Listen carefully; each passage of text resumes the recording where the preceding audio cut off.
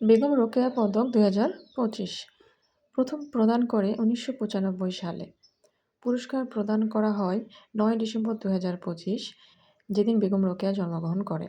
আমরা জানি যে বেগম রোকেয়া দিবস 9 ডিসেম্বর। রোকেয়া পদকের উদ্দেশ্য হচ্ছে নারী শিক্ষা ও নারী ক্ষমতায়নে অসামান্য অবদান রাখা। পুরস্কার প্রদান করে নারী ও শিশু মন্ত্রণালয়। 2025 সালে রোকেয়া পদক লাভ করে 4 জন। এর মধ্যে 4 জনই নারী। রুহানা রাকিব, যিনি নারী শিক্ষা ও গবেষণার জন্য রোকেয়া পদক পান। কল্পনা আক্তার, নারী অধিকার, শ্রম অধিকার।